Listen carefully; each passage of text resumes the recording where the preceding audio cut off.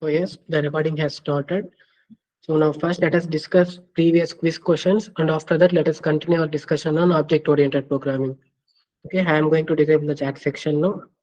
So first, quickly let us discuss these questions. All right. So these are actually simple questions. I haven't given any programming questions. So straight answers. Which keyword is used to import a module in Python? Of course, we use import keyword, right? So option B is correct answer. Next, which keyword is used to define a function? Again, a basic question. So we use def keyword for defining a function in Python. And after that, how do we handle exceptions? So we know that we use try and except block to handle exceptions in Python. Okay, we don't use if else and for loop. For handling exceptions, we use try and except blocks. So option A is correct answer. And after that, what is the purpose of finally blocking in exception handling? Okay, so here the thing is, while teaching exception handling, I have clearly explained you about this finally block. So the code present inside finally block will be executed no matter what happens. So if I have any error, then also the code present inside finally block will get executed. If I don't have any error, then also the code present inside finally block will get executed. So that's the point here. So option C is correct answer. The code will get executed regardless of whether an exception occurs or not. Okay. So whether an error is occurring or not, it doesn't matter. The code present inside finally block will get executed. So that's the thing. In try, except, and finally. Okay, next, again a simple question. So basically we are performing modulus operation here. So 5% 2. If we divide 5 with 2, we will get remainder as 1, right? So 1 is the correct answer. Actually, 2 2s are 4. So 5 minus 4 is 1. So quotient is 2 and remainder is 1. So we are performing modulo operation here. So 1 is the correct answer. So again, how to convert a string to integer in Python? Of course, in order to convert a string to integer, we use int function, right? So this int is a built-in function. So we use this int function to convert string into integer. So basically, we use this function a lot while taking inputs from the user. So we know about this. Next, how do you open a file in Python for writing?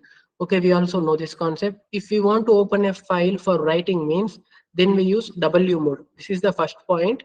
So there is no mode called write in Python. We have RWA. So R stands for read, W stands for write, A stands for append. Okay. So first we use W mode in order to open a file for writing. And the next thing is we don't have anything like file.open. We directly open a file like this. So this open is a built-in function available in Python. We don't say file.open. This is the invalid syntax. So the correct answer is open filename.txt in W mode. That's it. So directly we can call this open function. Okay, I hope you understood this. Next, what is the purpose of self parameter in class method? So of course I have told you this multiple times. So self is a parameter which is mandatory to place inside methods of object methods of a class. So here the point is it refers to the current object. So whenever we create a object, then that self parameter is referring to our current object. Suppose if I have a class called student, and my student name is something like Ramu. So when I am creating an object called Ramu, then self is referring to object Ramu. Okay, that is the point here. So self is a parameter which refers to the current object. So option A is correct answer. So next, so which method is used to read a line? So if you want to read a single line in Python, we use this read line function, right? If you want to read all the lines, then we use read lines function. Here my question is, which method is used to read a line? So here the correct answer is read line function. So with the help of this read line function, we can read a single line in Python. So next, so which statement is used to raise the exception? So of course, in the question itself, we have answer. So raise is the keyword. So with the help of this raise statement, we can raise our own exception. So option C is the correct answer. Next, we have this question. So what is the difference between global variables and local variables? So I have told you this also. So global variables are declared outside the function. They can be accessed throughout the program, whereas local variables are declared inside a function, and the scope of those local variables will be until that function only. We cannot access those local variables outside the function. So option B is the correct answer. Global variables can be accessed anywhere in the program, while local variables can be actually Okay, now you can see here, while local variable can only be accessed within a function. So that's the point here. Next, our question is which keyword is used to access the global variable from within a function. So I have told you about this global keyword, right? So with the help of this global keyword, we can access global variable within a function and we can perform modifications to that global variable. So we need to use this global keyword if you want to perform modifications to any global variable inside a function. So that is the point. Next, variable present inside init self method are called as. So I have told you about this. So basically, the variables which are directly present inside my class are called as either class variables or static variables. And in the same time, the variables which are present inside init method, those variables are called as instance variables or object variables.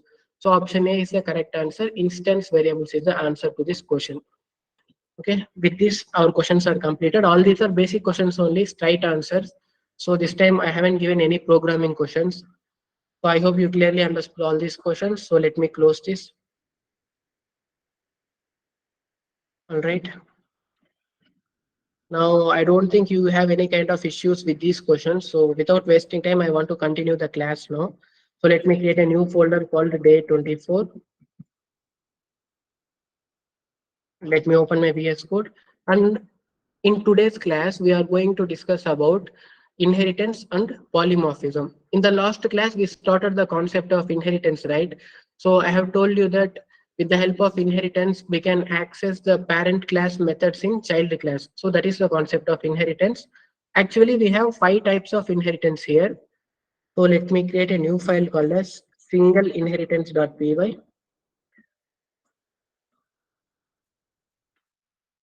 or else let me say single inherit. I just want to keep the file name simple. So that's why I have created a file called as single inherit.py. Let me select the interpreter. Okay. But actually, we already discussed the single inheritance concept. Let me open the last class file here. So day 23 inheritance.py. So here you can see. So I think you all can see this. So here we have a class A, after that we have a class B, and this class B is inheriting class A, which means we can access all the methods which are present inside class A with the help of class B object. So here the point is I am creating an object for class B.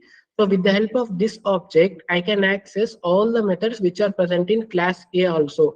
So that is the concept of inheritance. We have discussed it in the last class. And what we are performing here, we have a class called class A. After that, we have another class called B, and B is inheriting class A. So this type of inheritance is called as single inheritance. Why? Why? Because there is a single level, right? So there is a class A and class B, and class B is inheriting class A. That's it. So this type of inheritance is called as single inheritance. And also in the last class, we got error for this program, right? So first, let me solve this program. Let me copy this. And for your information, this is also example of single inheritance only. Why? Because, let me explain.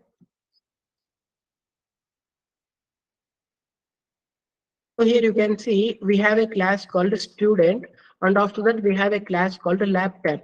And this laptop class is inheriting student class, which means with the help of the laptop object, we can access all the methods of student class. We know this. So this type of inheritance is called as single inheritance. And also I have an image this time. So with the help of this image, you can easily understand the types of inheritance. So in the first box, have a look at the first box.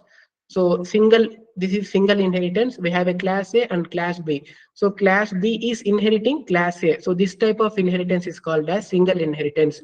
So in the last class, which we have discussed, so that is an example of single inheritance. And this is also example of single inheritance only. Why? Because here we have only two classes and one class is inheriting another class. So first, let me write a basic definition for single inheritance. In single inheritance, we will have a parent class and a child class.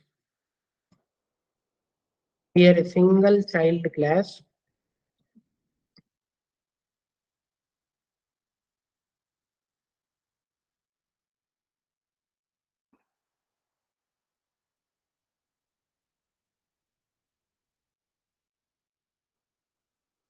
So here the point is, here in single inheritance, we will have a parent class and after that we will have a child class. So here a single child class will be inheriting a single parent class. You can see here we have a laptop class which is inheriting student class. So this is example of single inheritance. Now here, last time we got an error, right? So I think you all are following me. You can raise your hand if you have any issues, okay? So let me delete all these lines. I am not going to create object for student class now. Okay, directly I am going to create object for laptop class. And the time is 7:32, right? So just give me 30 more minutes. I will clearly explain all the 5 types of inheritance in the easiest way. So I want all of your attention towards this class now. Okay. So don't miss this class, and also of course I am going to share the recorded video, but then again try to concentrate here and understand all the concepts within the class itself. Okay, so here have a look at the program. What is happening here? We have a student class, we have a laptop class, and I am creating object for laptop class. Okay, let me remove these 2 lines also. Now let me run this program. You can see here I got an error. So what is this error? Missing 2 required positional arguments, name and age. So basically what is happening here means I am creating an object for laptop class. Okay, I am creating an object for laptop class and my object name is L1. And inside the laptop class, I don't have an init method, right? Inside this laptop class, I don't have an init method. So in inheritance, what will happen? If I don't have a init method in child class, then the init method of parent class will get executed, right? I have told you this point in the last class. So that is what happening here. So here the init method of parent class is getting executed, and the init method of parent class is taking 2 parameters, name and age. So you can basically ignore this self. It will be automatically handled by our Python interpreter. We don't have to worry about this self parameter. Apart from self, we have 2 other parameters called name and age, and this init method is taking these 2 parameters. So that is the reason why we got this error. So here the point is, while creating object for laptop class, we need to check the init method of parent class also. Suppose the init method of parent classes is taking any parameters means we need to pass those arguments while creating object of child class. So basically laptop is our child class and student is our parent class, right? So now while creating object of laptop class, I need to pass parameters like name and age here. So that's the reason why I got that error. So fine, let me pass here name as Anand, something like this, and age is 22. Okay. Now let me run this program once again. So this time you can see I haven't got any error, which means my program is working fine now. Now, can I call show specs method? Of course, I am creating an object for laptop class. With the help of this L1 object, I can call show specs method. So I am going to say L1 dot show specs. And inside this method, I am taking a parameter, right? Detail. So I am going to pass details like, so I3 8th gen, something like this. So whenever I pass these details, so these string I3 8th gen will get stored in my details parameter, and I am simply printing that parameter inside my method. That's it. Now I am going to get output as laptop specs are I3 8th gen. So let me run this. You can see here I got the desired output. Okay. Now my program is working properly now. Now, what happens if I create a unique method inside this laptop class? But before that, let me show you one more interesting thing. I have commented out line number 14. Now, can I call this? So, can I call this show details method? Of course, I can call. Why? Because laptop class is inheriting student class, right? So, I can call all the methods which are present in student class now. So, if I call show details, and this show details is not taking any parameters, right? We have only self here. So let me run this. Let us see what will happen.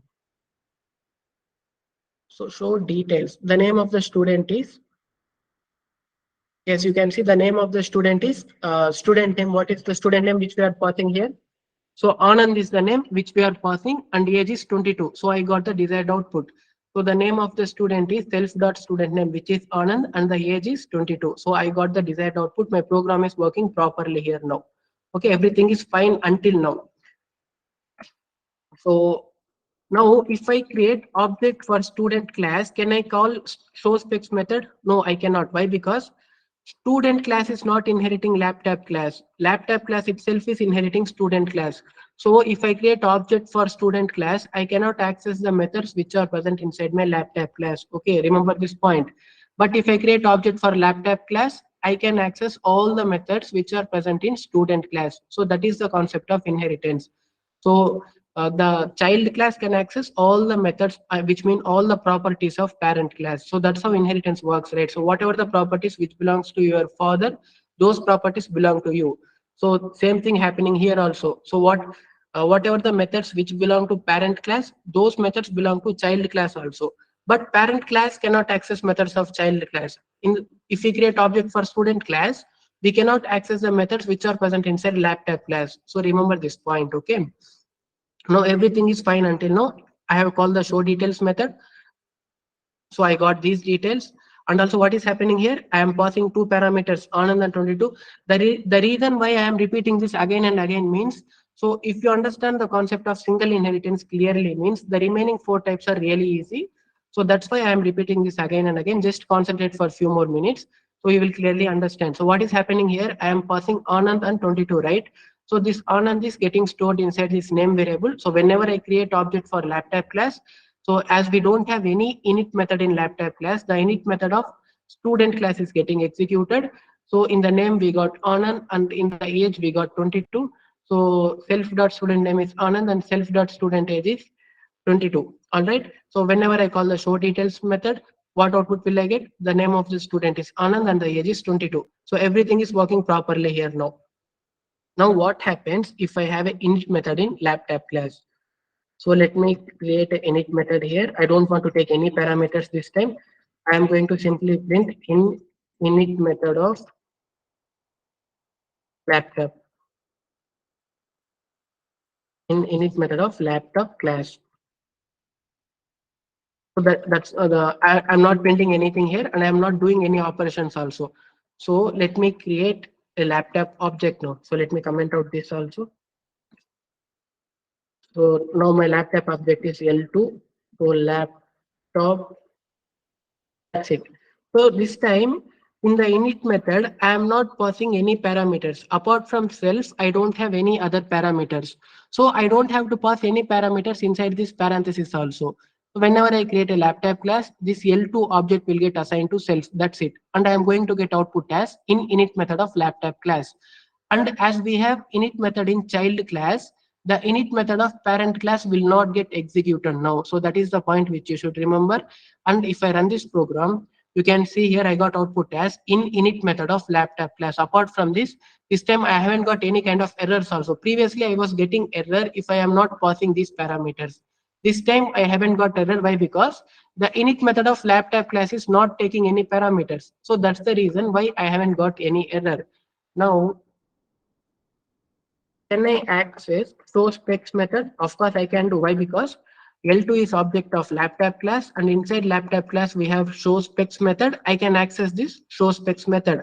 So I am going to pass here I5 12th gen, something like this. So if I run this, you can see here I got the desired output. Laptop specs are i5 12th gen. It is working properly. So let me comment out this. So can I access show details method? Of course I can access. Why? Because laptop is inheriting student class. So let me call this show details now. L2 dot show details. And in the show details method, I am not taking any parameters apart from self. Now let me run this program. You can see here this time I got an error. So I want to show you this error. So why we are getting this error here? Laptop object has no attribute student name. So the reason behind this error is, so listen to my words carefully. We are going to discuss one of the important concept now. So the reason behind this error is we have a init method in laptop class. So whenever I create an object of laptop class, the init method of laptop class is getting executed, and the init method of student class is not getting executed now. So which means these variables are not getting declared. These variables, student name and student age, these two variables are not getting declared, which means if I try to print the value of these variables in any other method means, of course, I am going to get error. Why? Because these variables are not getting declared, right? So that's the reason why I got this error. So how can I solve this issue? Now we understood the issue. The init method of parent class is not getting executed, which means the variables are not getting initialized, so I cannot access these variables. So that's the reason why I am getting this error. So how can I solve this error now? So the easiest way to solve this error is I need to execute the init method of student class. So can I do that? So here already I have init method in child class. Okay. So can I execute the init method of parent class also? Yes, of course we can do that. So for that we have a special function called as, it is not a special function, it is a built-in function called as super. So with the help of this super built-in function, we can access all the methods of parent class in inheritance. So first let me write the definition here. So super is a built-in function.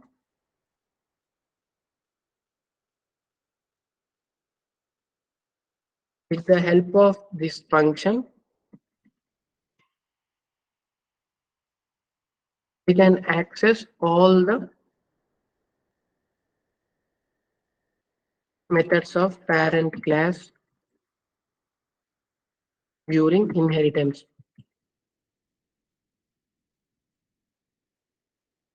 Okay, so we have this function called as super, which is again a built-in function. So we don't need to declare this function. So with the help of this function, we can call all the methods which are present in parent class. So now the syntax is very simple. So super, this is my function name, right? Super is my function name, and we know that after function name, it is mandatory to place parenthesis. And after this function call, we use dot and we say parent class method name. And if you are taking any arguments means we need to pass those arguments here. That's it. So this is the syntax for calling parent class methods from the child class. With the help of super function, we can do that. So let us follow this syntax. So super is my function name, dot init is my method name, right? So now is my job done? Not yet. So have a look at the program. So init is a method available in parent class. So remember this point, we can use this super function only during inheritance only. So apart from inheritance, we are not allowed to use this super function. Why? Because with the help of this super function, we can access all the methods of parent class. And we have this concept of parent class and child class in inheritance only. So that's the point here. So here my method name is init, right? If I say super dot init, now the init method of student class will get executed. So that's what will happen now. Again, one more thing, in the init method of student class, we are taking two parameters, right? Name and age, which means we should pass two values here also. So I am going to pass name and age here. So is my job done yet? Not yet. I am passing name and age, which means I need to define this name and age also. So the best way to define this name and age is you need to take this name and age in the init method of child class as parameters. I will repeat once again, and also I will explain the flow of the program. Don't worry about that.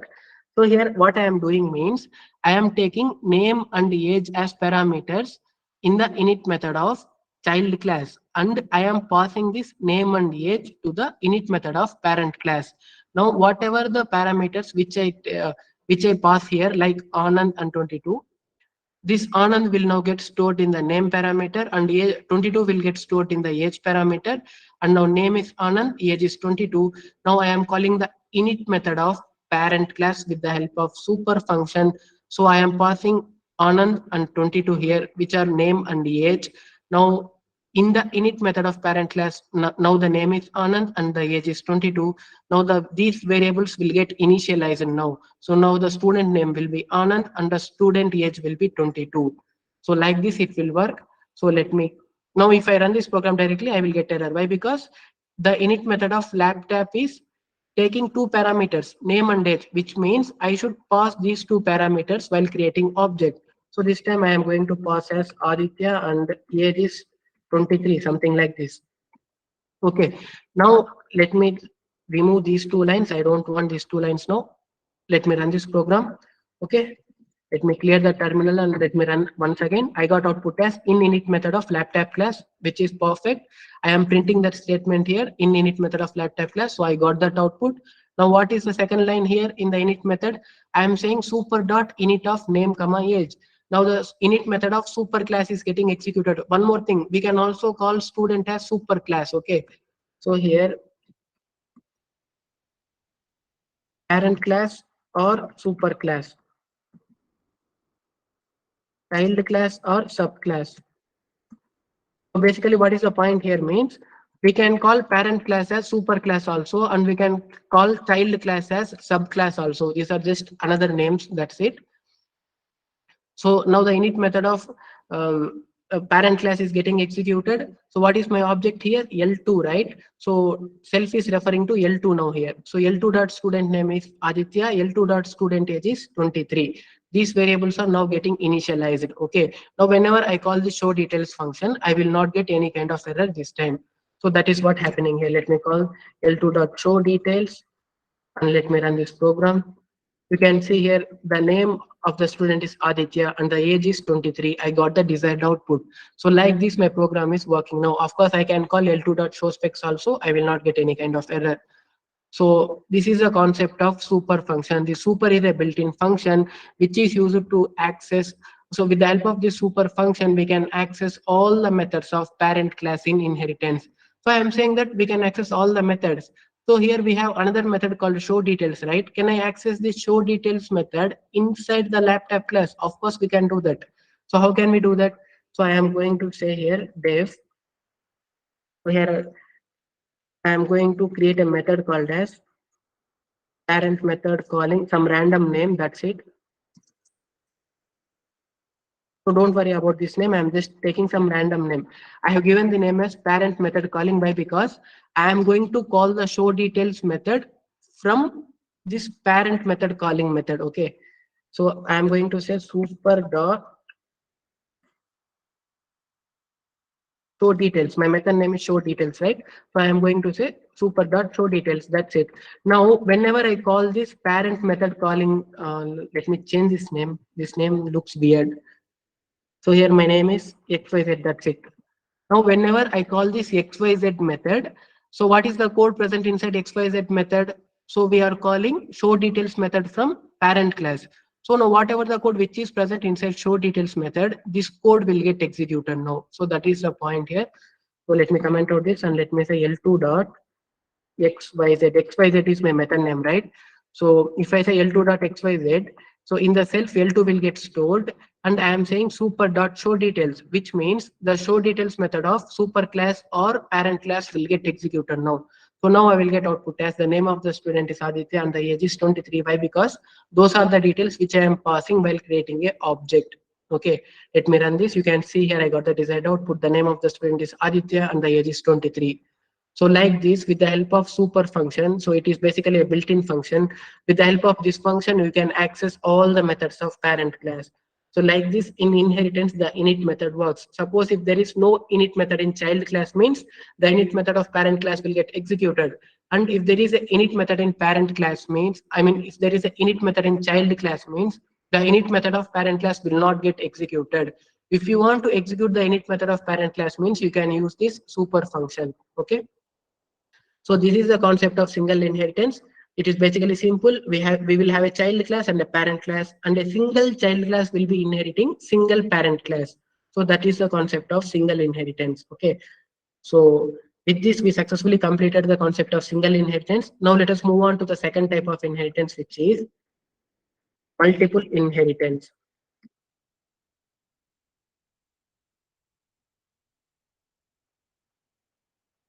Let me close this file and let me clear the terminal.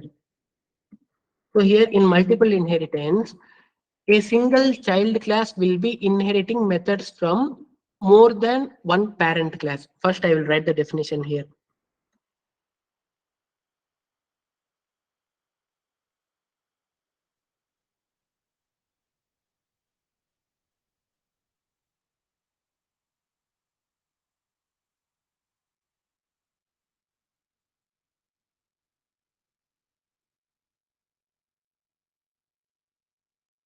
So in the single inheritance, we have seen that so a child class was inheriting methods from single parent class. That's it. In case of multiple inheritance, there will be a single child class which will be inheriting methods from more than one parent class. So that is the point of multiple inheritance. So in real time example, so basically, whatever the properties which belongs to my father and whatever the properties which belong to my mother, those properties will belong to me also, right? So if my father is having an iPhone and if my mother is having a scooty, then that iPhone also belongs to me and that scooty also belongs to me. So that's the concept of multiple inheritance here. I am inheriting from my parents. So similarly in programming also, a single child class will be inheriting from more than one parent class. So that is the concept of multiple inheritance. So there will be a class A and some code related to class A. After that we will have a class B and some code related to class B. And finally, we will have a class C. So this is our class which is going to inherit from class A and B. And of course, here also we will have some code inside class C. So how are we going to inherit from more than one class? So it is actually simple. We are going to separate two classes with the help of comma. That's it. A comma B. So here class C is inheriting from class A and class B. So here we are specifying two classes. So here A and B are my parent classes and I need to separate the names with the help of comma. So this is the syntax for multiple inheritance. So here we have this image also, right? So have a look at the multiple inheritance image.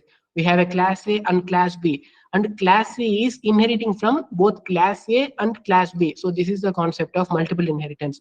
So what will happen now? With the help of class C, I can access all the methods which are available in class A and class B. So that is the concept here. So let us quickly discuss an example. So I'm going to create a class called as father, and here I am having a method called car. I don't want to initialize init method, all those things. I don't want to make things complicated. Let us just keep things simple. First, let us learn the concepts. After that, in the practice, we can do whatever we want. Okay. So here I am going to print. I got a car. That's it. And I have another class called mother. And here I am going to say scooty. And I am going to print. I got a scooty. That's it. And here I am having a class called kid or child. Let me say child. So this child is inheriting from both father and mother. So I'm going to separate father and mother with a comma. Now here child is having a cycle.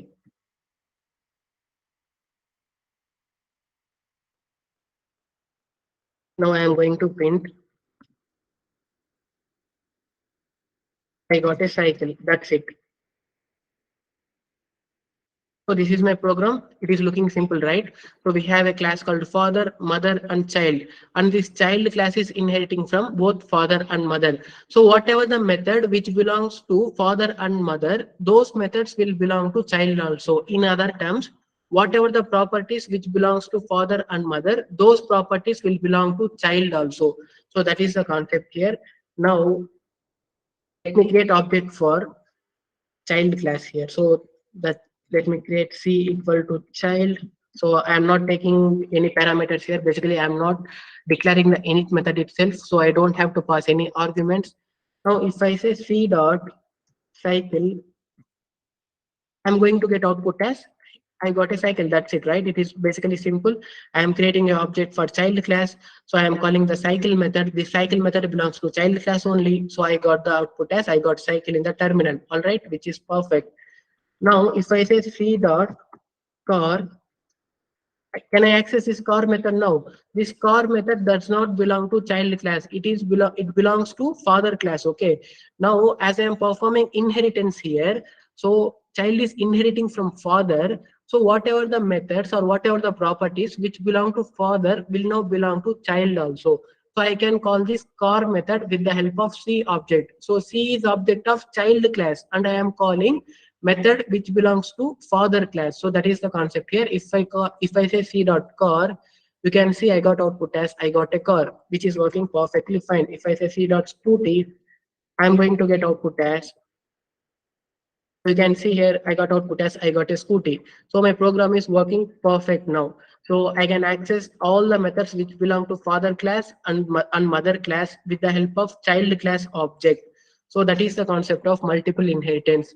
Here there will be a single child class, and this child class is inheriting from more than one parent class. So that is the concept of multiple inheritance. All right, now let me show you one more thing. I am going to create a object for father class. If I say f dot car, I will get output. Why? Because car is method which belongs to father class, and I am creating object for father class now. If I say f dot car, you can see I got output as I got a car. Let me run this one second.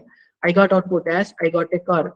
Can I call this scooty method now? Of course I cannot. Why? Because there is no relation in between father class and mother class. So I cannot access methods which are present in mother class with the help of father class object. So that is the point which you should remember. And similarly, with the help of this f object which belongs to father class, I cannot access the methods of child class also. If I say f dot cycle, I will get an error. So let me show this. So you can see here I got error. Father object has no attribute cycle. Of course, in father we don't have any method called as cycle, so that's the reason why I got error. Suppose if I say c dot car, I will get the desired output. Why? Because the C is object of child class, and child class is inheriting all the methods of father class and mother class. So like this inheritance works in Python, and this is the best example of multiple inheritance. So a child will be inheriting from more than one parent class. Okay, so here you will get an error. So this is the concept of multiple inheritance. So now we successfully discussed about single inheritance and multiple inheritance. And now let us discuss about multi-level inheritance. So let me create a new file called as multi-level inherit.py.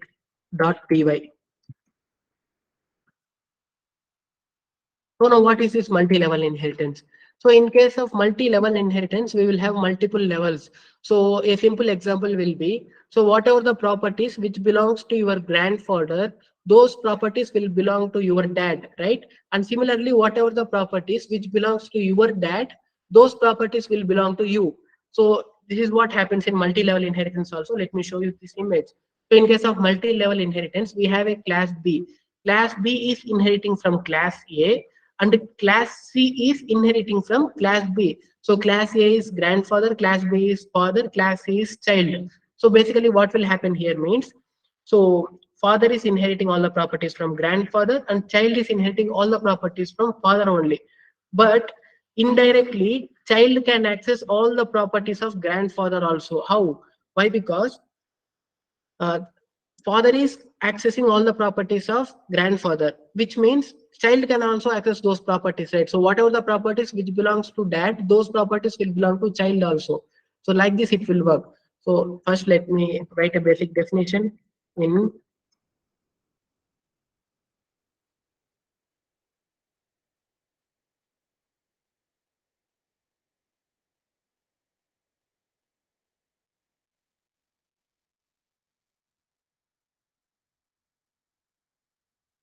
So here the best definition will be like in multi-level inheritance.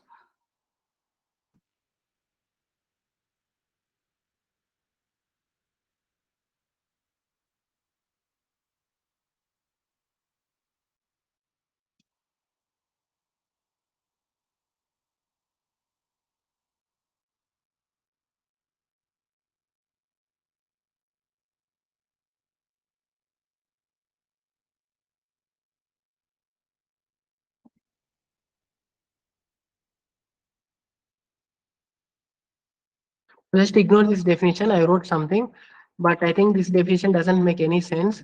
But I will explain with a best example. And after completion of this class, I will find some nice definition in the Google, and I will update in this file. After that, I will share you this file. Okay.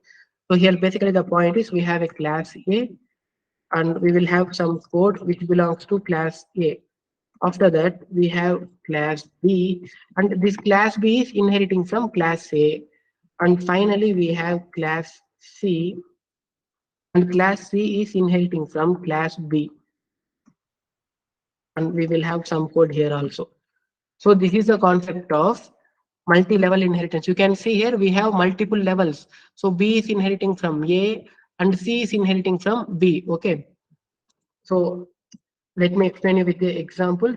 So here we have a class called grandfather. Okay, and in grandfather we have a method called land, something like this. So self is my default parameter. I'm going to print I got some land. That's it. And we have a class called father, and father is inheriting all the properties from grandfather, right? And father says he got a house. I'm going to print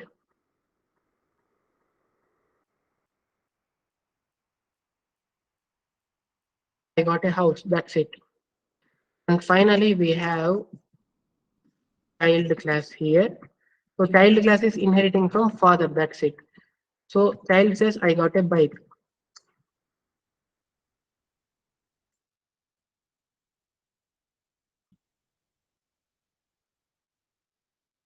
Okay, so this is my program now in multi-level inheritance. So here, have a look at this program. We have a class called grandfather, and grandfather is having some land. So he says, I got some land. And after that, father is inheriting all the properties from grandfather. So whatever the methods which belong to grandfather class, those methods will belong to father class also. So now basically father is having house and also father is having a land. And here child class is inheriting father class, right? So in father class, we already have house and land. How we got land? Why? Because father is inheriting from grandfather. So father is having a land also now. So while child is inheriting from father class, now child will have a land, child will have a house, and also child will have a bike. So like this multi-level inheritance works. So first let me create object of child class. If I say c dot bike, I am going to get output as I got a bike. Let me call the other functions also. I am going to call house function, and finally I am going to call land function also. Okay, so this land belongs to grandfather. So as father is inheriting from grandfather, which means this land now belongs to father also. All right. Now whenever child is inheriting from father, so child will get house, land, and also child is having a bike already. So I can access all the methods here now. So if I run this program, you can see here I got output as I got a bike, I got a house, I got some land. So which is perfectly working. And let me create another class for father called f. If I say f dot house, I will get the desired output. So in father class, we have a method called house, right? So if I say f dot house, I will get the output as I got a house. And also one more thing, father is inheriting from grandfather, right? So I can call this land method also. So if I say f dot land, I am going to get the desired output. So let me run this. You can see here I got output as I got a house and I got some land. So which means it is working perfectly fine. If I say f dot bike, what will happen? So in father, we don't have any method called bike, right? So bike belongs to child class. It does not belong to father class. So as this bike belongs to child class, if I say f dot bike, I will get error. So you can see here father object has no attribute bike. So like this, it will work. Similarly, if I create an object for grandfather class, so g equal to grandfather, and here I can access only one method, g dot land. Why? Because grandfather is having land only. You can see I got output as I got some land. I don't know why this output is. My terminal looks messy now. Okay. You can see here I got output as I got some land. That's it. Now I cannot access house and bike with the help of this object G. Why? Because this object G belongs to grandfather class, and with the help of grandfather object, I cannot access house and bike. Okay, so this is the concept of multi-level inheritance. Here we will have multiple levels like grandfather to father, father to child. So like this, we can perform multi-level inheritance in Python. Okay. So I hope you got my point here. If you call bike method with the help of parent, with the help of father class, you will get the error. So this is the point which you should remember. And like this, multi-level inheritance works in Python, and you can visualize with the help of this image also. B is inheriting from A and C is inheriting from B. So like this, multi-level inheritance works in Python. Now we have two types of inheritance called as hierarchical and hybrid.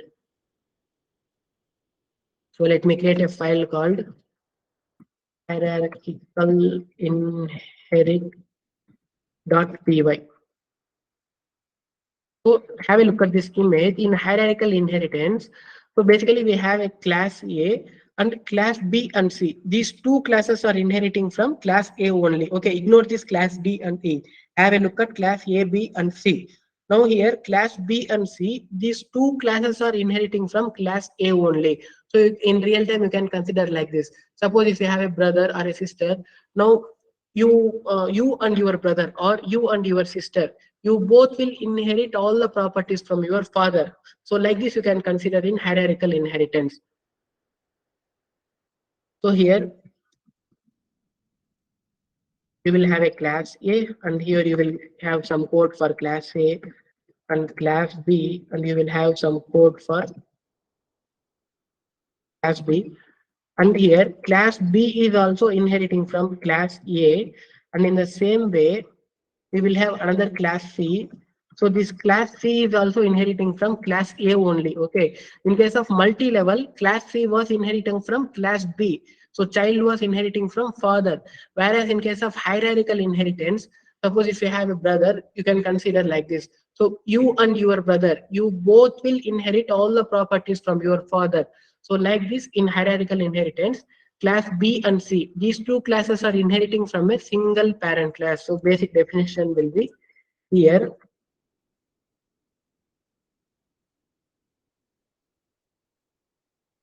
More than one child class can inherit from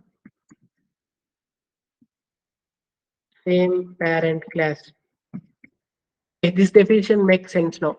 Here we have more than one child classes. So these two child classes are inheriting from a same parent class, which is class A. So like this hierarchical inheritance works.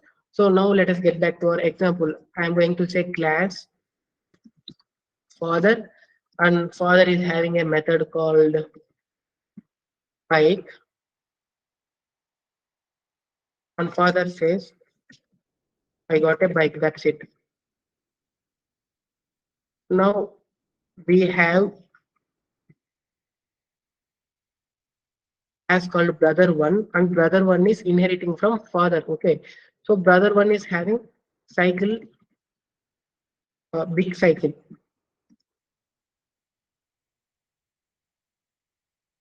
So I am going to print I got a big cycle, that's it. Finally I have another class called as brother 2, which is inheriting from father, not from brother 1. So brother 2 is having small cycle. I am going to print I got a small cycle, that's it. Now let me create class for brother 2 first. Okay, b2 equal to brother 2.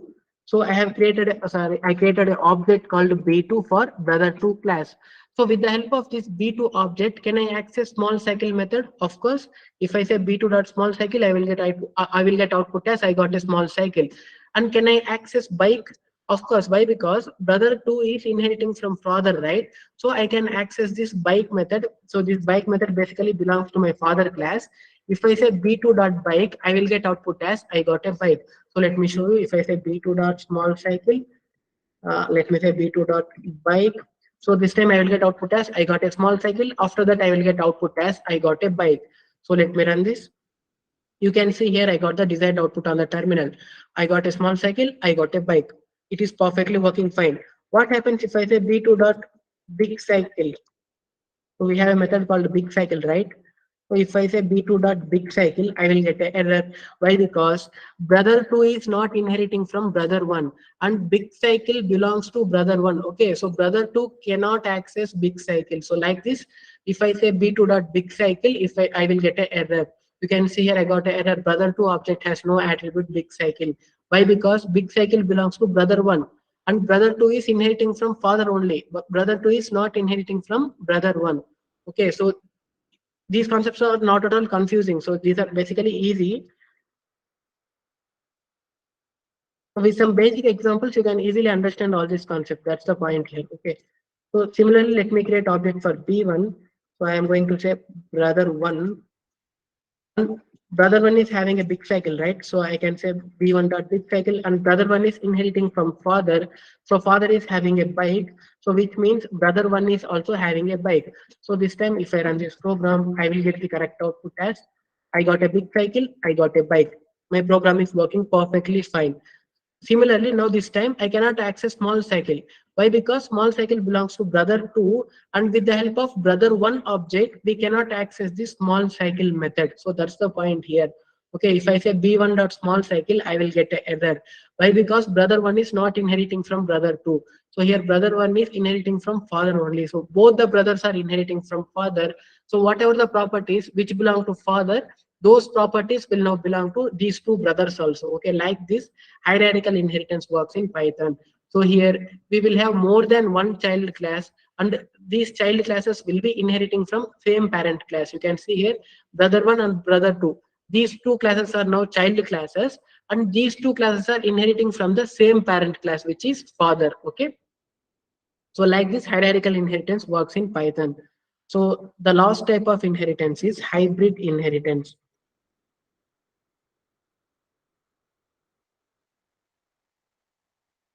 So this hybrid inheritance is basically combination of multiple and hierarchical. You can see. So we have class B and C. These two classes are inheriting from class A.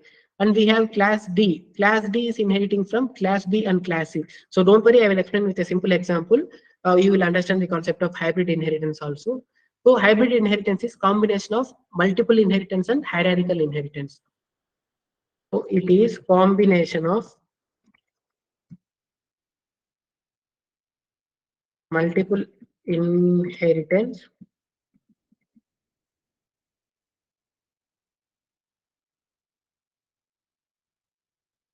hierarchical inheritance. Okay. So now here the code will be something like this. We will have a class A and some code which belongs to class A. After that we will have, so let me copy the same two lines. So now we will have a class B, and class B will be inheriting from class A. So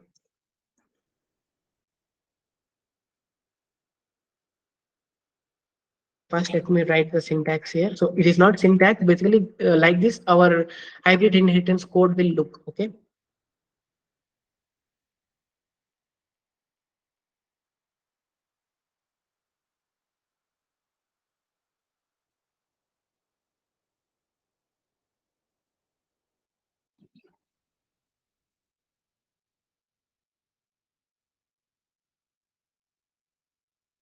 So here you can see class B and class C, they are inheriting from class A. So what is this? We have two child classes which are inheriting from same parent class. Just now we have discussed about this. So if we have two child classes which are inheriting from same parent class, that type of inheritance is called as hierarchical inheritance. So this part is nothing but our hierarchical inheritance. And what is this class D of B comma C? Here we have more than one class, right? So D is a child class. It is inheriting from more than one parent class. So this type of inheritance is called as multiple inheritance. We have seen this, right? So this is multiple inheritance. So this is the syntax of multiple inheritance basically. So class C is inheriting from A and B. Similarly here class D is inheriting from B and C. So this is the example of multiple inheritance. And in hybrid inheritance, we will have both hierarchical inheritance and multiple inheritance. So basically you can call hybrid inheritance as combination of multiple inheritance and hierarchical inheritance. So this is hybrid inheritance. So I will give you a simple example here also. Suppose your grandfather is having a son and daughter, which means for you they are father and aunt, right? So your grandfather is having a son and daughter.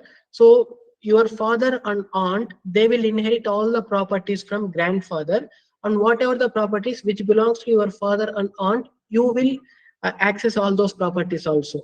So I will write the code for this, so you can easily understand. We will have a class called grandfather. Okay, so grandfather says, I'm going to horse. So basically, grandfather is having horse now. So I'm going to print. I got a horse. So father is inheriting all the properties from grandfather. Okay. And father is having a car. I'm going to print. I got a car. And here I have a class called aunt. So aunt is also inheriting from grandfather. So basically, for your father and aunt, they both are brother and sister, right? So if they are brother and sister, means they are going to inherit from same parent class.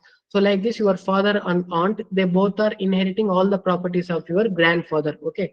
So aunt is having a scooty, or let me say, yeah, scooty will be fine, or else I will say iPhone. I'm going to print. I got a iPhone. Okay, now finally, you, child is inheriting from father and aunt. So I'm just giving you some simple scenarios here. Okay, it may not happen in real life, but you can understand in this way easily. So that's why I'm giving these kind of examples. So child is having a cycle. I'm going to print. I got a cycle. So that's it. Okay, what is happening here in my code? So grandfather is having a horse. So whatever the properties which belongs to grandfather, those properties will belong to your father and aunt, right? So your father is having a car, and your father can also access horse from his dad, who is grandfather. Similarly, aunt is having an iPhone, and aunt can also access this horse from her father, which means grandfather in this case. Okay. Similarly, child is accessing all the methods from father and aunt. So basically, this car, this iPhone, and also this horse will belong to child now. Okay, that is the concept here. So horse belongs to both father and aunt, and child is accessing all the properties from father and aunt, right? So which means child can access horse also, car also, iPhone also. And of course, child is having a cycle. So I am going to create an object called C. So this is object of child class.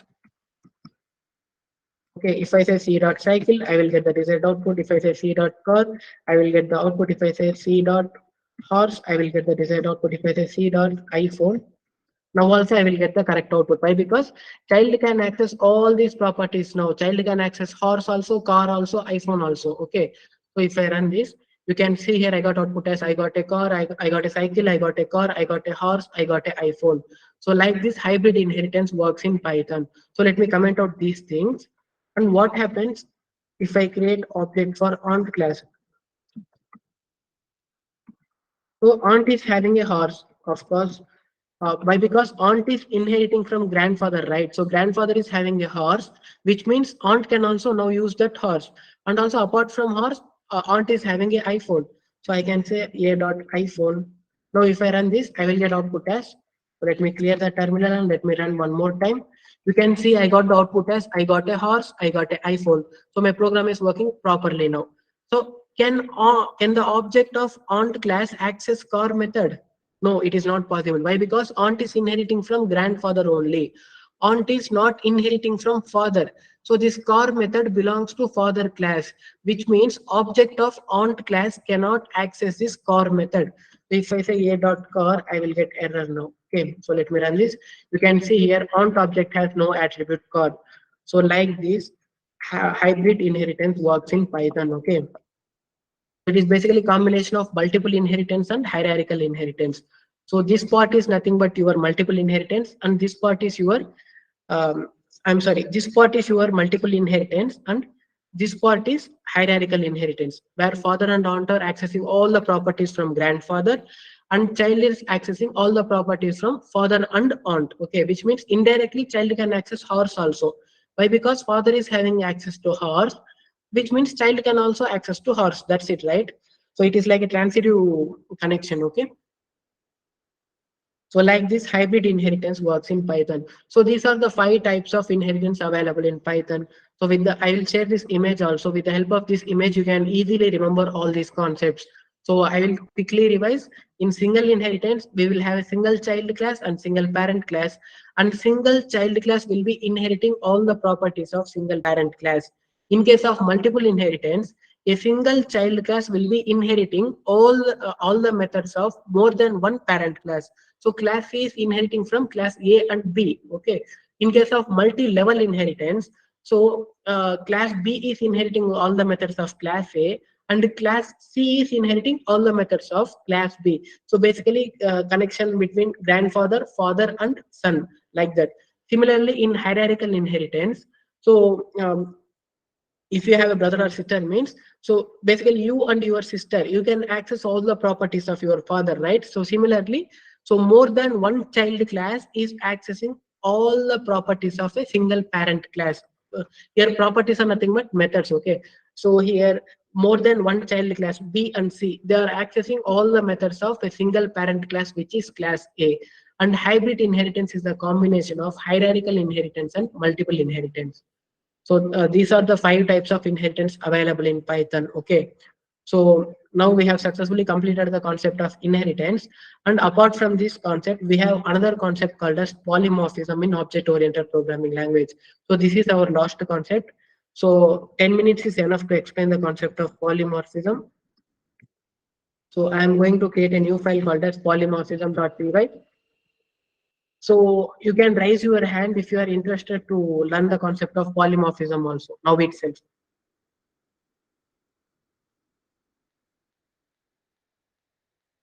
Okay. So I can see a lot of students are raising their hands. All of you can raise your hand now. Okay. So I just want you to know that you are still following me and you are still interested to learn this concept. Only 20 students are raising their hands. What about remaining others? Okay, all are raising their hands slowly. Okay, fine. Okay, thank you for showing the interest. So just give me 10 more minutes. I will clearly explain you the concept of polymorphism also. Okay. So polymorphism is also a simple concept here. So here, poly means many and morph means forms. So basically polymorphism means many forms. So this is a basic definition of polymorphism. So polymorphism is nothing but many forms. Okay. So so what comes into your mind when you hear this term many forms?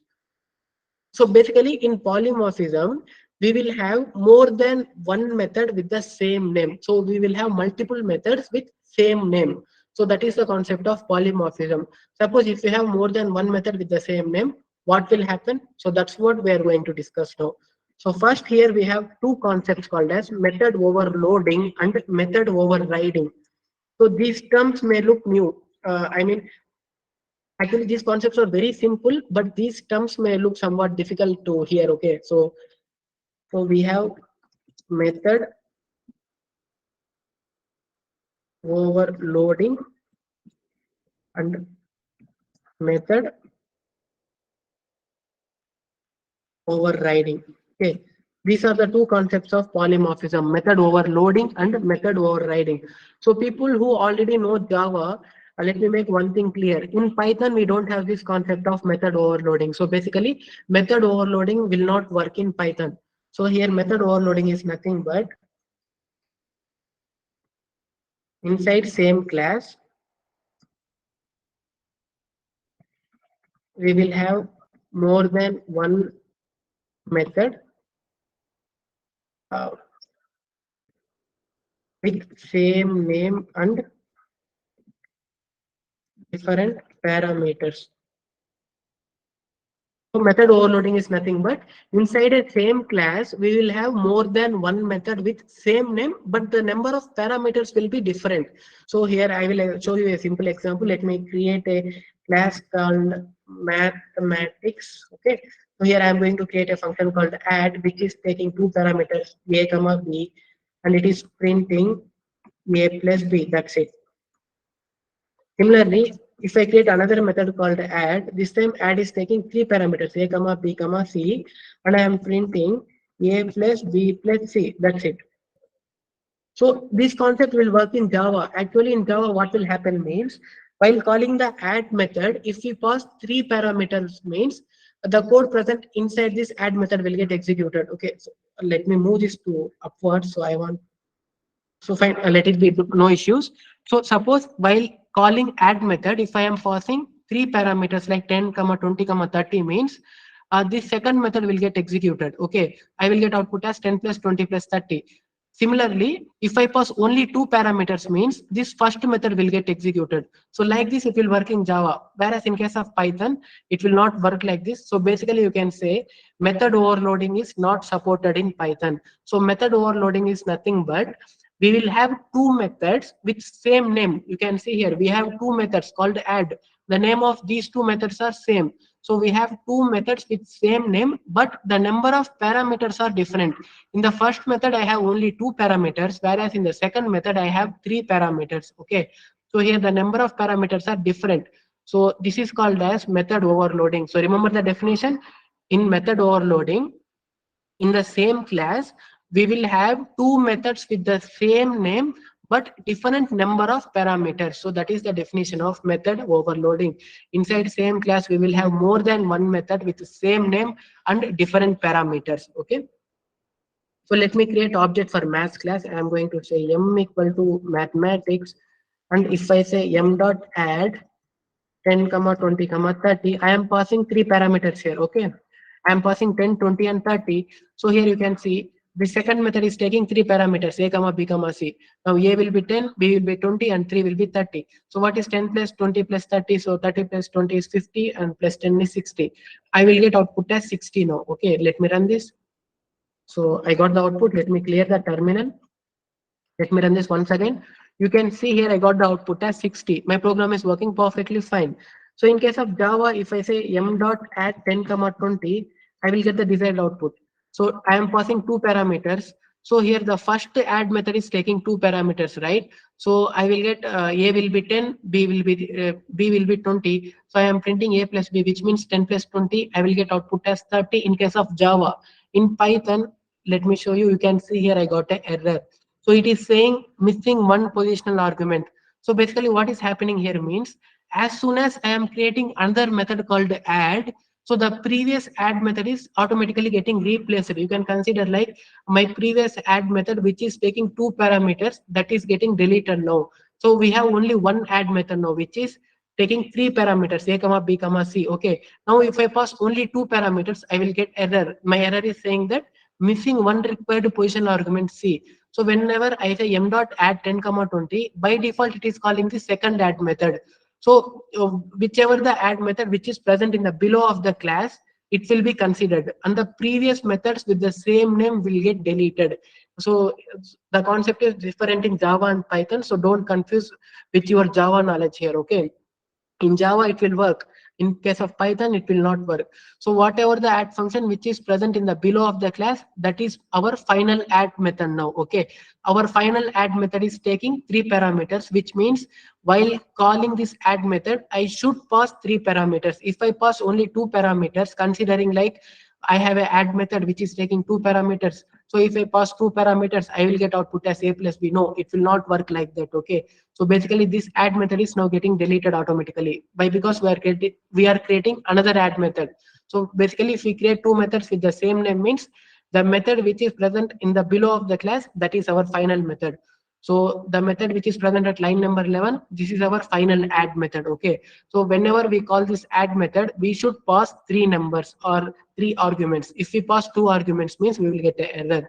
So method overloading is not allowed in Python. So method overloading means having two methods with the same name but different number of parameters. So this concept will not be applicable in Python.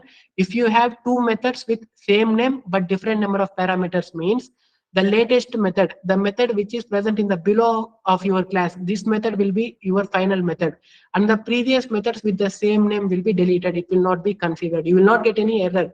But while calling that method, if you are passing only two parameters means you are passing only two arguments means you will get error. So basically now we don't have this add method with two parameters. So this method is got deleted automatically in the background. Okay, we have this only one method now. So that is the concept of method overloading in Python. So basically if someone is asking you a question like explain method overloading in Python, you can say method overloading is not supported in Python. That's it. Okay. So method overloading is nothing but, so inside a same class, we will have two methods with same name, but different number of parameters. So it is not supported in Python. Okay, this is the concept of method overloading, and here you will get an error. Now let us discuss about method overriding. So what is this method overriding now? It is also very simple. The method overriding is allowed in Python. So what will happen if I have two methods with same name in both parent class and child class? So that is the concept of method overriding. Here we will have method with same name in parent class and child class. So what will happen if I have same method names in both parent class and child class? Let us try with the example. I am going to create a class called father, and here father is saying he got a vehicle. Okay, and father says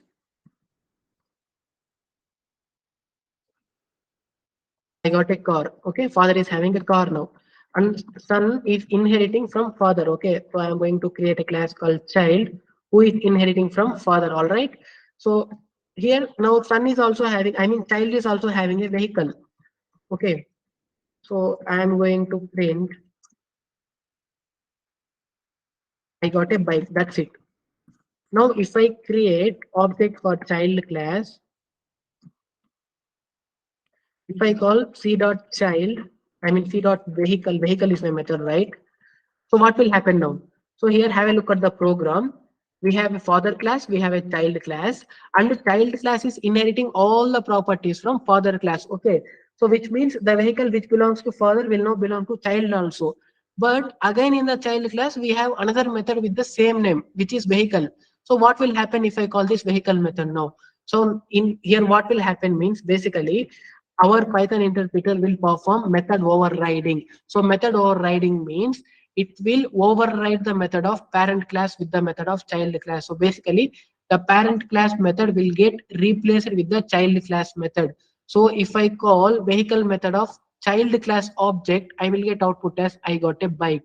Why? Because here method overloading is being performed, which means our parent class method is getting replaced with the child class method. Okay. Now if I run this, you can see here I got output as I got a bike. I will not get output as I got a car. Why? Because this vehicle method is getting override by the vehicle method of child class. Okay. So child class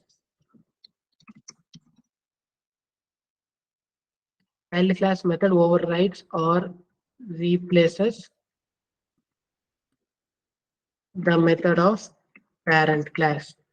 Suppose if I have the same name only, if I have a vehicle one and if I have vehicle two means here my method names are totally different, right? So here we don't have any kind of confusion. So what is the point of polymorphism? Polymorphism means many forms. So here we have many forms of vehicle method. So vehicle is same name only, but we have different forms of this vehicle method. So that is the concept of polymorphism. We will have many forms of same method. So whenever I create object for child class and if I call vehicle method, so the vehicle method of child class will get executed now. So the vehicle method of father class will not get executed. So that is the concept of method overriding in polymorphism. So what happens? So let me comment on this. Let me create an object for father class. So it is pretty simple. If I say f dot vehicle, now I am going to get output as I got a car. Why? Because here f is a object of father class. Okay. So father class is not performing any kind of inheritance here. Okay. So if I say f dot vehicle, so f is self is referring to my f object. So f dot vehicle, I will get output as I got a car. The method present inside father class will get executed. No, that's it. So you don't have to get any kind of confusion here. Okay. So in case of inheritance only, we will face some kind of issues. Okay. Here, child is inheriting from father class, and child class is having a method called vehicle. And father class is also having a method called vehicle. So now the method overriding will happen in the child class only. Okay. You will get the difference in child class object only. While creating object for parent class, which is father class, you will not get any kind of confusion here. Why? Because father class is not inheriting from any other class, and father class is having a method called vehicle. If you say father dot vehicle, you will get the output as I got a car. That's it. So let me run this. You can see here I got the output as I got a car. So this is the concept of method overloading and method overriding in Python. So polymorphism means many forms. So here we will have many methods with same name.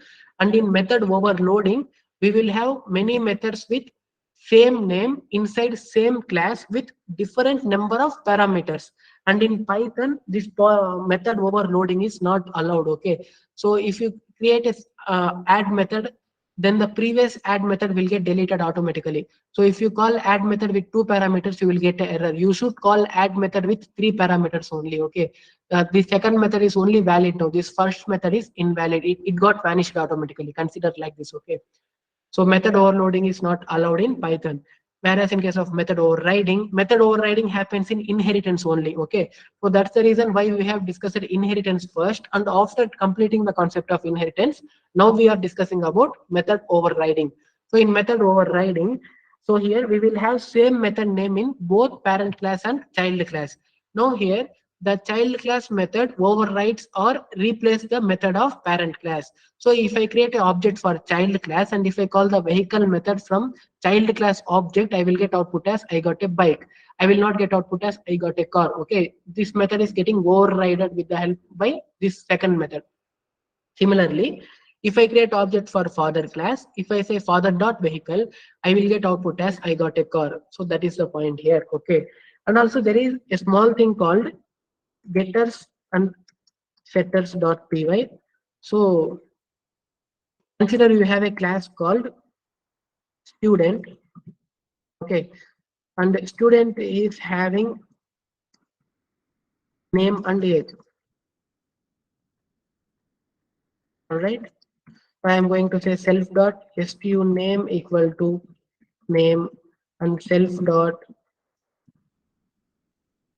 stu age equal to age. That's it. Now let me create object called s1. So s1 equal to student. Now I am having a constructor here. So I need to pass two parameters, name and age. So now my name is Sam and my age is 55. Okay. It is perfectly fine. Now suppose in the future, if you want to update so initially my name was Sam and my age is 55. Okay. So suppose in the future, if you want to update the value of student name and student age, so what can you do? So for that, so you can create getters and setter. So first I will write the definition here. So getters are used to get the values, whereas setters are used to set or update the values. Suppose if you want to print the value of student name, you can create a method called as get name. Okay. Now, whenever someone calls get name, I will return self dot student name. Similarly, if I want to get student age, I can create a method called as get age. So I don't need any parameters here, right? I am just going to return. That's it. I'm going to return self dot student age. That's it. So these are called as getters. These two methods, get name and get age. Okay, these two methods are called as getters. So getters are nothing but with the help of these methods, we can get the values of variables. Suppose if you want to access student name means you can call this get name method. Okay, if you call this get name method, we are returning student name here. That's it. If you want to get the age of student means call this get age method. Now you will get the age of student. We are returning that. That's it. So if I say print, I am returning here. So I am printing the function call. I mean method. If I say s1 dot get name, I don't have to pass any kind of parameters here. If I say s1 dot get name, s1 will be stored inside self. So s1 dot student name. What is s1 dot student name? Sam, right? So if I run this program, you can see here I got Sam as output. Okay. Similarly, if I say print s1 dot get age. Now what is the age of s1 object? 55, right? We are passing 55 here. So if I run this, you can see here I got output as 55 in the below line. So like this, if you want to get some values, you can create methods like this, get name and get age. So it is your wish actually. So you can give any name, but this is standard. These are called as getters. You will say get name and get age. If you have parameter called address, you will say get address. If you have phone number, you will say get phone number. So if you have email ID, you will say get email ID. So depending upon number of parameters which are present in init method, you will create those many. If you have two parameters means you will create two getters. If you have 10 parameters means you will create 10 getters. So getters are nothing but simple methods which are used to get some values. That's it. Now what if I want to update the value of from Sam to Ram? I want to update the age to 50, age from 55 to 65. For this I can create setters. So I can say set name. So this set name will access name also. I am taking name as a parameter and I am going to say self dot student name equal to name. That's it. Similarly, def set age self comma age and self dot age equal to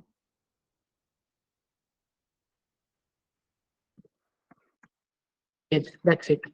So what happens if I call this set name method? Now here my requirement is I need to update the student name. So previously student name was Sam. I want to change this name to Ram now. Okay. So for that I created a method called set name. So in this set name method I am going to pass the new name here. So this time I will say s1 dot set name of Ram. So this Ram, now Ram will get stored in the name parameter. I am saying that self dot student name equal to name, which means s1 dot student name equal to now Ram. Previously it was Sam. Now it will change to Ram. Sorry. So I will show that. So if I say s1 dot set name, I need to pass one parameter here. I need to pass Ram as argument. Why? Because I am taking name as parameter here, which means I should pass one parameter while calling set name method. Okay, whenever I say s1 dot set name Ram, now s1 dot student name will become Ram. Previously it was Sam. Why? Because while creating object, I passed Sam. Now I am changing that to Ram. So it will become Ram now. Student name will become Ram. Similarly, I can change the age also. I will say set age. So now I will change the age to 65. Okay. Now let me run these two print function once again. So again, I am getting the student name and student age here with the help of get name and get age methods. So if I say s1 dot get name, this time I will get the updated name as output. If I say s1 dot get age, this time I will get the updated age as output. Okay. So let me run this. So initially you can see I got Sam and 55. After that I got Ram and 65. So basically I am performing updation here. So how can you perform updation? With the help of these setters. Okay. So depending upon the number of parameters in the init method, you will create that many number of setters. So these are called as setters which are used to update the new values. And these are called as getters which are used to get some values. Okay. If you want to get student name, call this get name function. If you want to update the student name, call this set name function. So that's it. Basically the concept is very simple here. We are just assigning we are just assigning this parameter to our already existing variable. That's it. Okay. We already have variable called self.stu name. You are just updating the value with the new parameter. That's it. So whatever the new name which you are passing here, in case Ram, so this Ram is getting stored in the name parameter, and we are basically assigning this name parameter to our self.student name variable. So that's it. Okay. And similarly, if anyone is calling get name method, we are simply returning self.student name. That's it. So like this, you can get all the instance variables, and like this, you can update all the values of instance variables. So we know that student name and student age, they are instance variables, right? So we can, like this, we can get all those values, and like this, we can update all those values. Okay. So these are called as getters and setters in Python, in object-oriented programming language. Okay. So today we have discussed about inheritance, polymorphism, and getters and setters. So now I have enabled the chat section. So if you have any doubts or confusions in today's class, you can ask me now. Okay. And this is the end of today's class. If you don't have any kind of doubts, you can leave this class. And still, if you have any kind of confusions, means you can ask me. And like always, I am going to suggest you to check out that recorded video once again. Why? Because today we discussed a lot of concepts, right? We have discussed 5 types of inheritance. We have discussed method overloading, method overriding, After that, we discussed about getters and setters. So, I mean, so Nagaraju, with today's class, actually our course is completed. So I have completed all the concepts available in Python programming language. Okay. So these are the object-oriented programming concepts like encapsulation. Encapsulation is nothing but wrapping or binding methods and variables together inside the same class. Okay. Similarly, we have discussed about inheritance. Inheritance means child class will be inheriting all the methods from parent class. After that, we discussed about polymorphism. So polymorphism is nothing but many forms. So in polymorphism, we will have many forms. So basically, we will have many methods with same name. So that is the definition of polymorphism. So in polymorphism, we will have many methods with same name. So, Prashant, we don't have abstraction in Python. Okay, if you want to achieve abstraction, then you can use some third-party modules. So, I mean, you can use modules. So, by default, we don't have abstract classes like that in Python, and also we don't have public classes, private classes. We don't have those kind of things in Python. Okay, so just give me a second.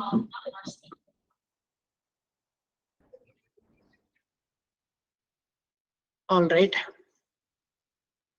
So Nagaraju, a lot of students got full marks. Like I think 13 was total, right? So a lot of students got 13 out of 13. So, so the basic definition of abstraction is abstraction is nothing but like hiding the implementation details and showing only essential details to the user. So we directly don't have abstract classes like that in Python. Okay. So Priya, there is no difference between method and function. They both are exactly same. If a function is present inside a class means it is called as method. That's it. If a function is present outside a class means it is called as function. So both are exactly same. Both are blocks of code which are used to do a specific task.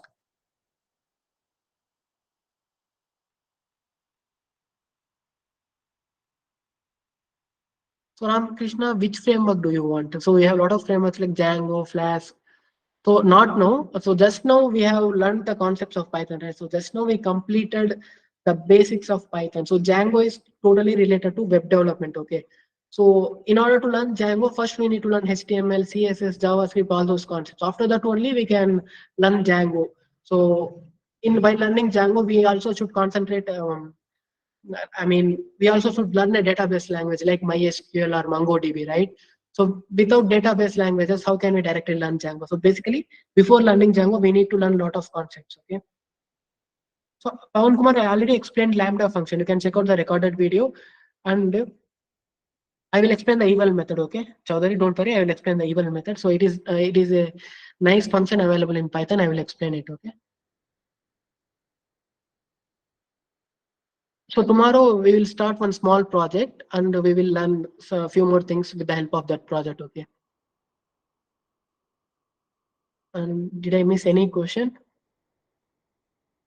So I think I have answered. So explain overriding once again. So overriding is nothing but we will have two methods with same name in both parent class and child class. So this is the concept of overriding. We have two methods, vehicle. So vehicle is our method, right? So the method name is same in both parent class and child class. So in father class also we have a vehicle method, and in child class also we have a vehicle method. So whenever I create object for child class and if I say child class dot vehicle, then the code present inside the child class method will get executed. So basically the father class vehicle method is getting replaced with the child class method. So if I say c dot vehicle, c is object of child class, right? If I say c dot vehicle, I will get output as I got a bike. So that is the concept of overriding. We will have two methods with same name in both parent class and child class. Two methods with same name in both parent class and child class. Okay.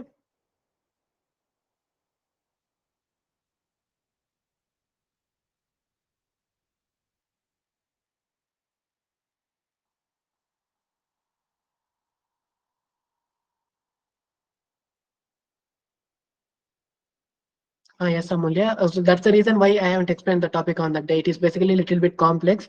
So today I clearly explained that concept. Okay. So tomorrow we'll discuss about list comprehension, and I think tomorrow I will complete with the help of some a small real time project. I will complete all the remaining concepts tomorrow. Okay. So tomorrow I will explain about enumerate function, and even is also a function. So you are asking me to explain enumerate function, right? I will explain that, and also I will explain list comprehension. It is also a simple concept only.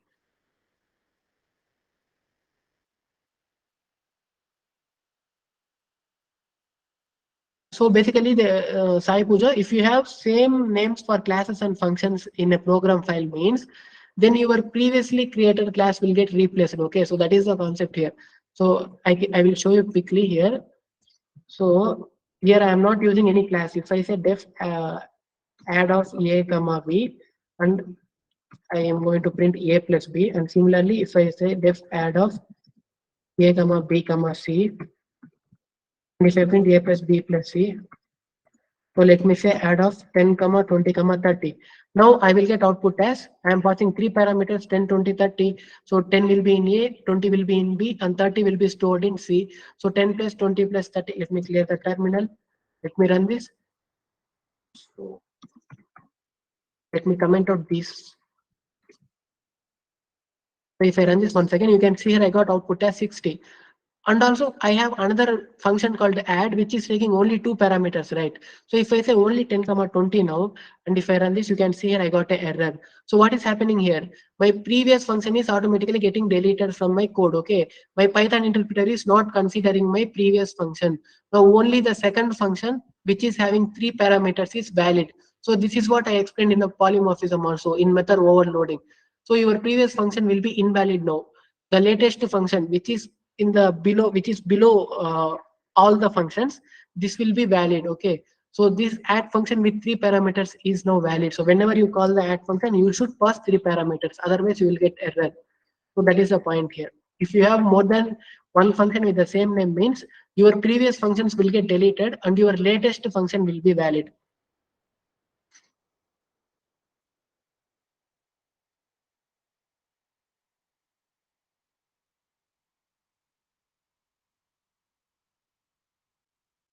So Ramakrishna, if you want to say sub a comma b, you can say print a minus b. Depending upon your code, you will get the output. If I say sub of 10 comma 5, I will get 5 as answer. Why? Because 10 minus 5 is 5. That's it, right? You can see here I got 5 as answer. So depending upon your code, you will get the output. So Pushparaj, iterable, while discussing about loops, I have clearly explained that concept. So iterable is nothing but collection of items. Okay. So iterator is used in iterables. Collections in Python. Let me search for collections in Python. And collections. So collections is a module in Python. So again, I told you this, we have lakhs of modules in Python. So basically, it is not possible to cover pandas, collections, all those topics, right? So now you know the concept. So collections is a module, pandas is a module, numpy is a module. So you can search in Google, and what is meant by module? It is nothing but a Python file. That's it. Now with that, if you importing pandas means you can access all the methods which are available in pandas module. So that is the concept, right? So you can learn all those things on your own now. So until some extent only we can teach. Like I have explained about NumPy module.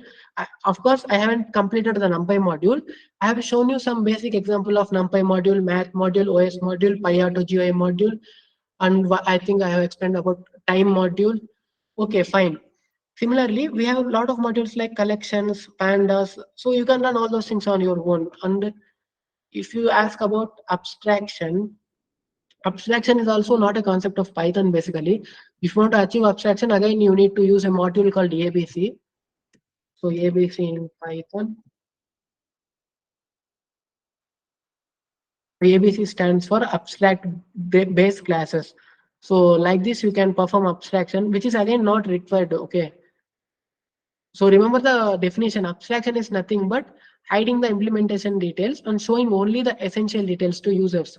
So Python is a little bit different. It is not like Java. In case of Java, we have public class, private class, protected class, public variables, private variables, protected variables. All those things are not available in Python. So there is no need of abstract class also. So that's the reason why I am not considering that topic. So tomorrow I will explain about eval function. It is basically used to calculate the expressions. It is a nice function, and also I will explain about enumerate. And the collection is also a module. I will try to explain that concept also. And tomorrow we will do a small project like a password generator. Okay, so depending upon user's requirement, let us generate password. So tomorrow I will show you how that project works. And also here the thing is, I don't want to create some complex project now itself. So today is our day 24 and tomorrow will be day 25. So just we completed 25 days, that's it. We still need to do a lot of practice. We just learned the basics. Okay, we need to do a lot of practice. So depending upon the after doing a lot of practice only, you can work on some big projects. Okay, so just now we learned the basics. Let us practice all those basics after 1 or 2 months. After that, let us try to create some complex projects. Like actually I'm planning to conduct some master classes after completion of this Python course. So you know about master class, right? So basically, it will be like 2 to 3 hours. It will be on Sundays, and you will get certificate of for attending that class. And while conducting those kind of classes, I will try to do some big project. And also at that time, I will explain concepts like NumPy. I will take a separate master class for NumPy. I will take a separate master class for Pandas. So like that we can do. Similarly, GitHub also. So GitHub is totally different concept. So if you want to learn about Git and GitHub, they both are totally different. Okay. So I will conduct a separate masterclass for GitHub. I will conduct a separate masterclass for cyber security awareness, where we will be discussing about types of cyber attacks. We will be learning about some basic concepts of ethical hacking, all those things. Okay. So in future, we will do all those things. But with this Python course, now till now we have discussed about some of the basics in Python. Okay, so I think not only basics, we have completed all the concepts of object-oriented programming language also. And also I told that it is not possible for anyone to learn and remember all those modules. Okay, now if I teach you the concept of pandas completely, after 1 month you will forget. You will forget all the methods. Okay, so the best way to learn new module is, if you have a requirement means, go to Google, search your requirement, you will get a module name. So explore few things about that module. Okay, so now you will understand what is basically happening inside that module. You will get to know what are the functions available inside that module. With the help of those functions, you can fulfill your requirement. Okay. Tomorrow I will show you how you can do that. So we are going to create a password generator software, right? So in order to create random passwords, so what can we do? So I will show what can we do step by step tomorrow. So consider like this. I also don't know how to create password generator software. Okay, so I am going to start from the scratch. I know only the concepts which you know till now. I know the concepts only which you know till now. And with the help of those concepts, we are going to create a password generator software. Okay, that's what we are going to do tomorrow. Okay, Pushparaj, I will try to explain about Git and GitHub, but not it does not comes along with this Python course. Okay, I am telling you that there will be a separate master class. Okay, for that. So in that master class, basically it will be on Sundays so that everyone can attend easily. So in that master class, I will try to explain the concepts like GitHub, cyber security, and if you want pandas, I can also teach that. So like that we can do, and I also can take a separate master class for full stack web development. So we can do all those things. Okay. So tomorrow I will explain like I will explain about eval function and I will explain about list comprehension. Okay, and after that we will start our project. We will complete that project tomorrow itself. So I don't think it will take much time to create a password generator software. It will be simple only. Okay, so don't worry. So before 9 o'clock we can complete tomorrow's class also like this. Now the time is 9 o'clock, right? Okay. And also tomorrow I will tell you few more important things regarding masterclass, like how it will be, how it will work, how you will get certificate, how you can participate. I will tell all those things tomorrow. So I think until now you have clearly understood the concepts of object-oriented programming, which is encapsulation, inheritance, polymorphism, getters and setters. Okay. So if anyone is asking you about abstraction, just tell them abstraction is the concept of hiding implementation details and showing only essential details. I will write that definition also.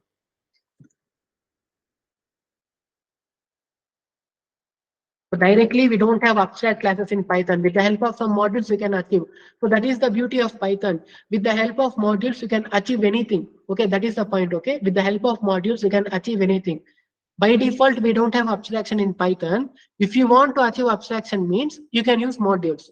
So by default, we can't work with Excel files in Python. If you want to work with Excel files means use pandas module. So by default, we cannot perform some complex mathematical calculations in Python. If you want to perform means use numpy module. So by default, we cannot create graphs, bar charts, pie charts in Python. If you want to create bar charts or pie charts means use matplotlib module. So like this Python works, okay? So basically you will have a lot of modules here. So with the help of modules, you can achieve anything.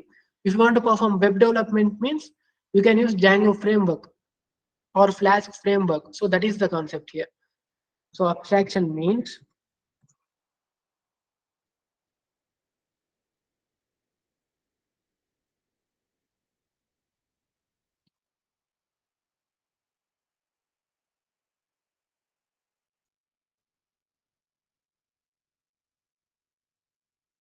I'm having a laptop here, right?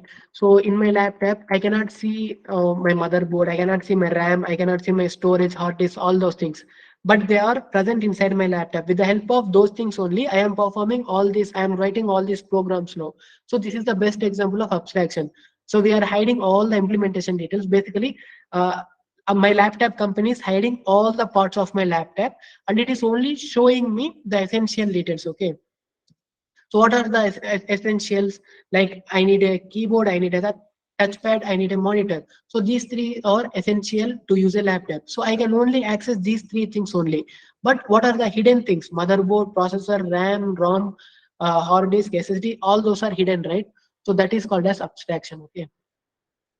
So depends upon your interest and your requirement. So if you clearly understand all the concepts of Python means Pushparaj, you can easily learn Django also. Okay. So if you clearly understand, all, if you know all the basics of Python means you can easily learn Django. But before learning Django, you should know HTML, CSS, JavaScript, and apart from that, you need to know any one database language like MongoDB or MySQL, like that. Okay. So before learning Django, you need to learn all those things. Why? Because Django is a part of web development. So it comes under web development. It does not comes under Python course. So Django is a Python framework for web development. So I hope you are getting my point. So I will stop the recording now.